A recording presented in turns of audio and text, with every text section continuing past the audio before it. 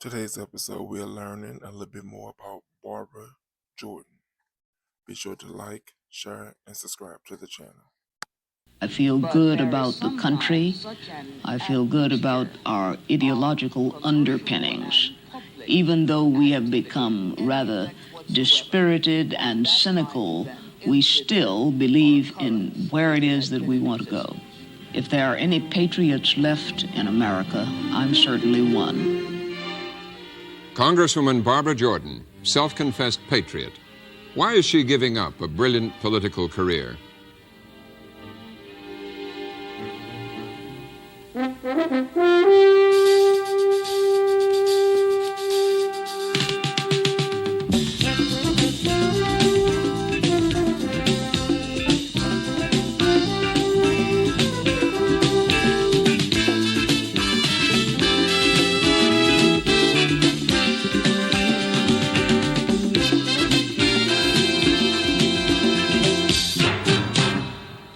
Good evening.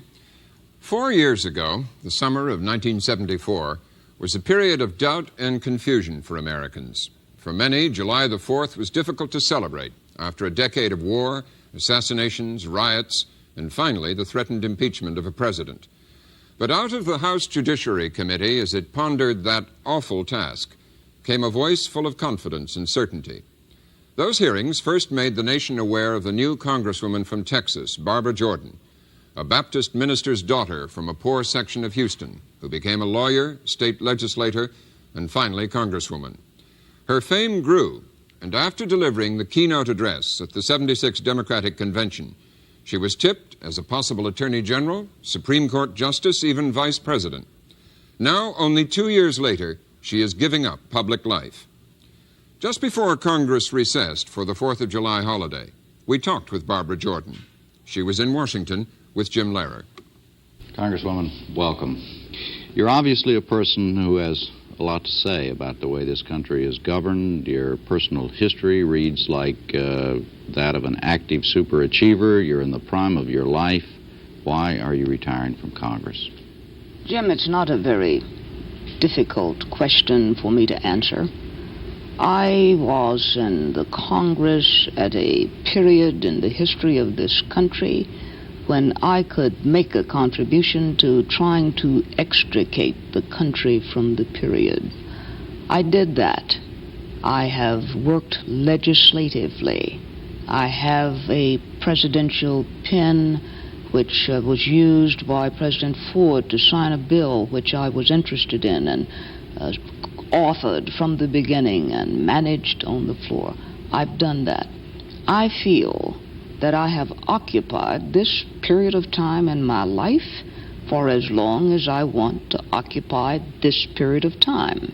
And I feel the tug of my own conscience, if nothing else, to shift gears and do something different. And it's as simple as that. So I decide not to run for re-election to Congress and do something different. Is it you or is it Congress? I suppose, Jim, that the fair answer would be that it's a little bit of both. Mm-hmm. Now, if the Congress had offered me, let us say, an opportunity to work through the politics of the Congress to a leadership role, I suppose that I could have been induced to forego this tug of conscience for a little longer. But House politics did not seem to make it possible that I would be able to do that. There is also a sense that I have of a diminution of my personal efficacy in the House. Now, stated another way, Tell me in the comments, what are some good reasons that caused you to retire? Or if not you, maybe a friend or family member to retire from doing something that they obviously love doing? I did not feel that I could further impact dramatically or moderately on the course of events personally as they moved through the Congress of the United States, that legislative process. So where does Barbara Jordan go within the context of remaining in the Congress of the United States? Do I try to become a member of the United States Senate? Well, that would be a nice thing to do. Pays well, right? Hours are good. Yes, Right. but it pays the same thing now as House Right, members right, earn. So right. the pay would certainly Sure. I suppose the greatest thing it has going for it is that you get elected to the Senate, you're in there for 6 years, and you don't have to run every 2 years. So that would be one distinction. But then there is a real question as to whether, even though I thought this would be a fine idea, is this achievable within the context of the practical realities which I know, given everything which describes me, given the only state in the nation I would possibly represent, the state of Texas? Is this, the United States Senate, an achievable goal at this time? Tell me in the comments, what do you think is the best way to represent Texas? So where does Your Barbara Jordan go? answer to that question was no. Is that My right? answer to that question was no. That the people of Texas would not have elected you to the United States Senate. I hesitate to make that prejudgment about what the people of Texas would do. Many of my friends think otherwise, but I personally did not feel that I could get elected to the United States Senate from Texas. Am I misreading what you're saying? If I am, I'm sure you'll correct me, but that you went through such a dramatic time during the impeachment hearings and I guess... Let me know in the comments if there are anybody from Texas watching this. Do you think Texas would have elected her in Senate? As a result of that, the Democratic National, this whole period was a very dramatic time, and that it just is very dull for you after that? Well, let's say this. I do not see any event which could occur which would be as exciting as what I have already done, but Congress never held itself out institutionally to be exciting, so I wouldn't say that boredom was a factor. I can't honestly say that. But the nitty-gritty of legislative work just doesn't turn you on anymore, is that right? Legislative work must be nitty-gritty. There's no way to get away from that. All I am saying is that I had done the nitty-gritty as long as I intend to do the nitty-gritty. All right. Thank you. Robin? Ms. Jordan, in the mood you're in now and looking at the country with your experience of recent years, do you as a liberal see that political mood changing? Is this country in fact becoming more conservative? I could answer that question quickly, but I would prefer to go back to your characterization of me as a liberal. I do not like little tags and labels, and I consider myself a moderate person, a progressive person, and if you want to try to draw a line as to what is liberal or conservative, I would be more liberal than conservative, ideologically speaking. Now, to get to your question as to whether the country is moving toward conservative, are we tilting? It would appear, whether we like it or not, whether those of us who are progressive like it or not, it would appear that the country is making a gradual turn to the right. I'm not saying that that is good or bad. I'm not saying that I am indifferent to that. All I am saying is that given the mood in the country right now, one could safely say that that mood would indicate a slight shift to the right on the part of the country. What do you think about the way your fellow congresspersons are reacting to the Jarvis Amendment? Oh, well, what do I really think about that? What do you really think about that? The Congress of the United States has been traumatized by the Jarvis Amendment, its adoption, you would not have a pleasant time in the Congress of the United States these days, because the elected public official is so fearful, is so reactive, is so knee-jerking what occurred in California, that the behavior of the members of the House of Representatives at this point borders on irresponsibility. Now, I'm not saying that my colleagues are being irresponsible. I am just saying that they are so traumatized by the event in California that our behavior borders on something less than statesmanship, but not quite irresponsibility. This tilt to the right, to use your words, does it manifest itself in any way in a majority of the American people caring less than they did even a few years ago about the plight of the disadvantaged peoples in this country and programs for them, and the money necessary to pay for those programs? It is my firm view that people do not care less today than they did when these programs were first enacted. I think that people still care, and maybe some may say that I am being too optimistic, that I am being too Pollyannish, that I think people still care.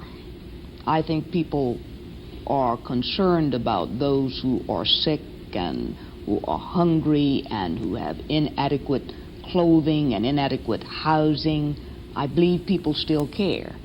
But people also care about being able to live and breathe and grow and develop in a private way.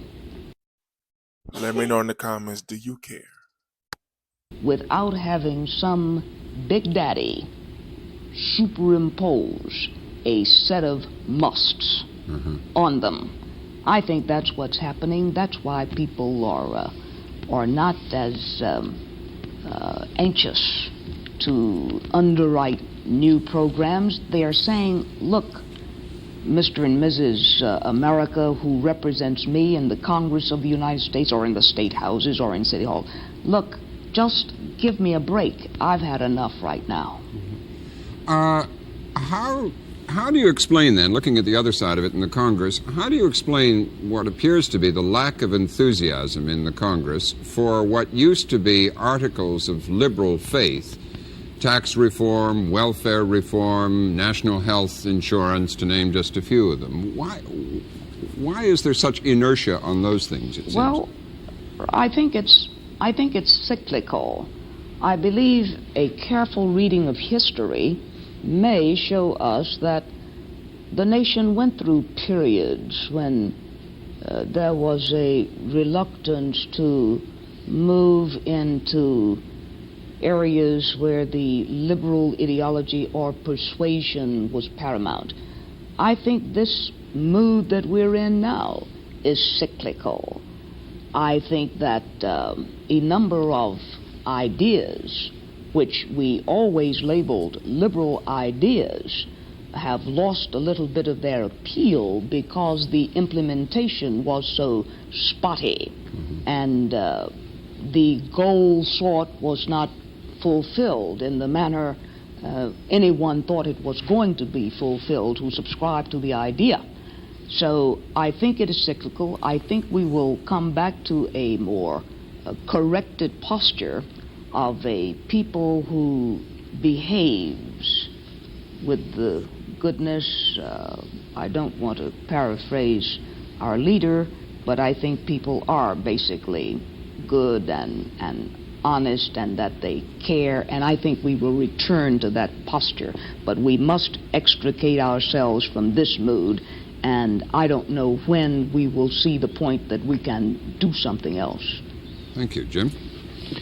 You know, much has been said about the New South in political terms. Is there a New South, in your opinion?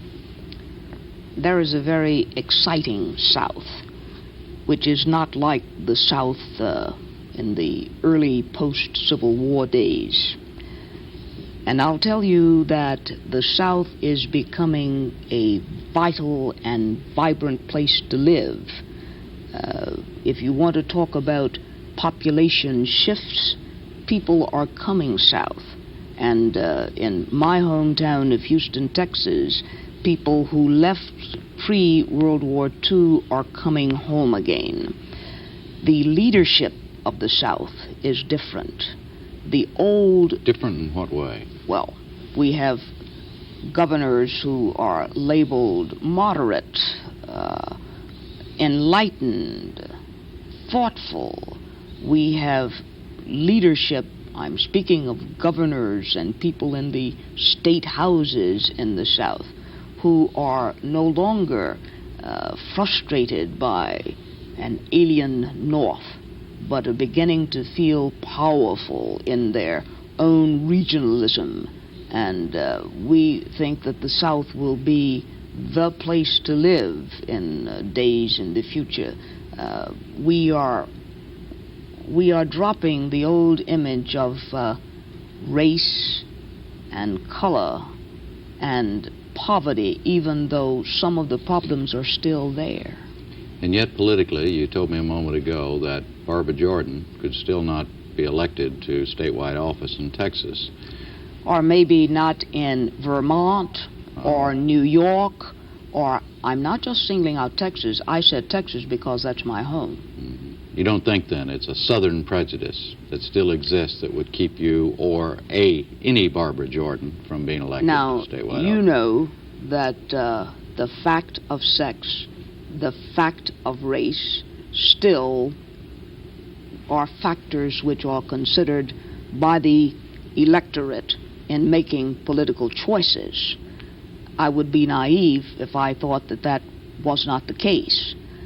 All I am saying is that is becoming less and less the case.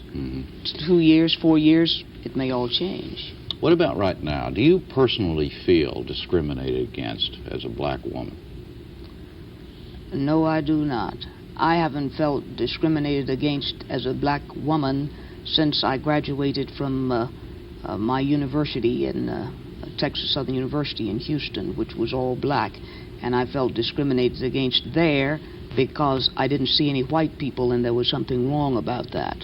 But I don't personally feel discriminated against. I'm sure there are acts of discrimination perpetrated against me, Barbara Jordan, but I choose to ignore those because I believe that everybody has the capacity to change. And I suffer my brothers and sisters who still discriminate and help them along. It was suggested, as I'm sure you know, during the beginning days of the administration that President Carter might have selected you to be Attorney General if you had not, in fact, been a black woman. Do you believe that? I believe that the President, Mr. Carter, decided that he wanted his Attorney General to be his old friend Griffin Bell, and that that's what he did. And I think that it would have been his old friend no matter the candidate. Were you ready psychologically to go into an administrative position from the legislative at that moment in time? Did you want to do that? I didn't have that. That never entered my mind, Jim. I campaigned for Jimmy Carter as most people who were Democrats and active in politics did. I never considered one moment any position within the Carter administration. The only reason I decided that if I took any position in the Carter administration, the only one I would accept would be Attorney General, is because Mr. Carter called and asked if I would like to talk about a position in his administration. And I said, well, sure. And in talking about that, I said, this is the only thing that I would be interested in, Attorney General. Was I ready to move into an administrative slot? I don't know. I felt that it was highly unlikely that I would have to make that decision. Okay. Robin? Yes, looking at where this country stands in another sense, Ms. Jordan, how do you feel about our posture in the world under the... I want you to answer that same question in the comments.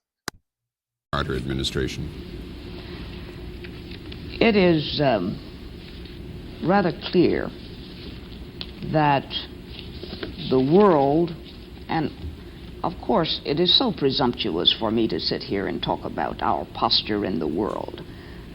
What I think in terms of the people who talk to me, the people who are involved in foreign policy matters, what I feel is that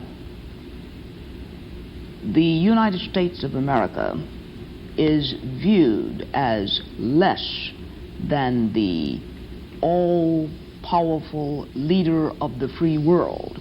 Less than that. It is an unusual experience for us in this country to see that people do not see us as having the answer to all of the problems of the world. It would appear that during the administration of Mr. Carter, that people are becoming to view the United States with less and less awe or reverence for that matter.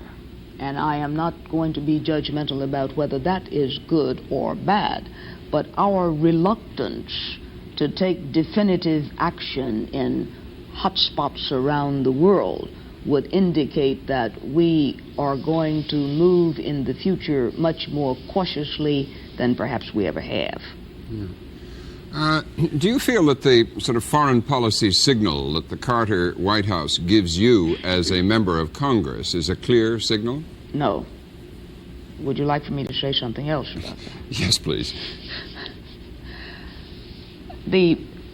It is not a clear signal because those of us who are in the Congress dealing daily with foreign appropriations, foreign service appropriations, appropriations to other countries, trying to articulate to ourselves and to our constituency what it is, where the president is taking us, what it is he is saying to us in terms of the posture of the United States of America in the world. We get no clear sense of what the president is saying. His message has been uneven, and I don't know who is to be blamed for that. All I am saying is that I encounter every single day some of my colleagues saying, well, where exactly does he stand on this? What does he mean by this? And it may be as simple as failure of communication, but I don't know. The answer to your question is no, the signal is not clear. Mr. Carter promised, of course, during the campaign that he was going to change all the secrecy in foreign policy making and have foreign policy made more in the open so the American public could participate in it. Is that what you think he is trying to do, and is that the cause, perhaps, of some of the unclear signal? I think Mr. Carter is trying to be as open as he can be, consistent with his promise to the American people when elected. The real problem is whether it is possible to conduct foreign policy openly. That is a question which is yet to be answered. Another problem, to be fair to both sides, is that Congress is feeling its foreign policy Cheerios. We are an equal partner, the legislative branch of the government. We are an equal partner with the President of the United States, the executive branch of the government, and we are insisting more and more that we be taken into account when decisions are made with regards to foreign policy. Does it feel like to you that the Senate, the Congress, where the House of Representatives and the presidents are all equal partners? Let me know your thoughts about that in the comments. And as you know, there are certain specific issues which are pending right now. We just finished two big ones in the Senate with Panama and with the military arms sales. And now the president is pushing for a lifting of the embargo, the Turkey embargo on the sale of arms. Congress insists on being a partner. And yet, maybe the signal of Mr. Carter is unclear because we have a two-headed entity trying to say this is what the foreign policy of the United States is supposed to be. Maybe we are contributors to the lack of clarity of the president's positions. That could be the case. Well, thank you. Jim? You're going to teach at the LBJ School at the University of Texas in Austin. Correct. That's the first next thing you're going to do. Why did you Correct. choose teaching?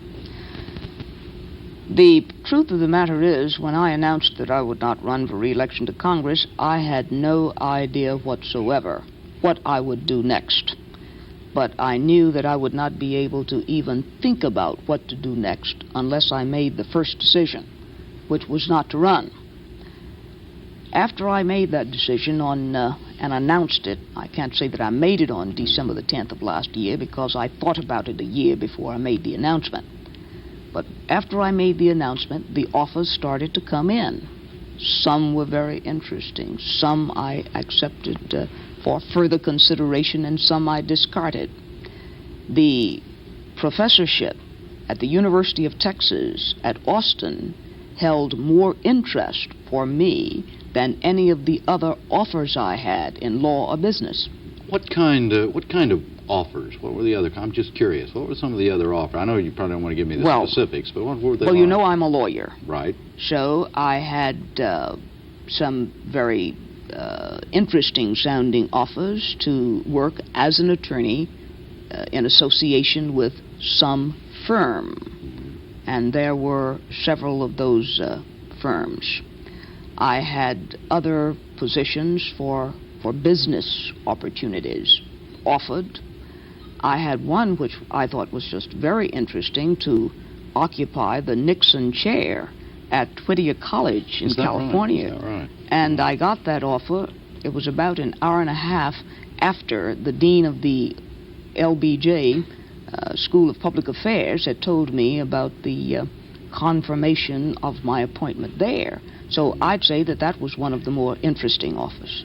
You said also that you plan to write a book to set the record straight about yourself. Well, I've spent a lot of time in preparation for this interview looking at the record, and with a few exceptions, I didn't see anything in the record that wasn't saying how wonderful Barbara Jordan is. It was how glowing, and everything was very glowing. What do you want to correct in that record? One thing that I want to correct, Jim, is that media people, journalists, as lovely as you all are, sometimes quote each other. And if something was misstated as a matter of a statement, misstated early on, then that is repeated and repeated and repeated. And so that is the kind of thing that will be corrected when the self-portrait of myself, written by myself and Shelby Heron, comes out early next year. All right. Thank you. Robin? Yes, thank you, Ms. Jordan. Good luck in your future career. Thank you. Thank you, Jim. Good night. That's all for tonight. We'll be back tomorrow night. I'm Robert McNeil. Good night. Barbara Jordan shared a lot of wisdom, and hopefully we've learned from it. If you caught the gemstones I left in this video, I hope they gave you something to think about. Let me know what stood out for you. Don't forget to like, share, and subscribe to the channel.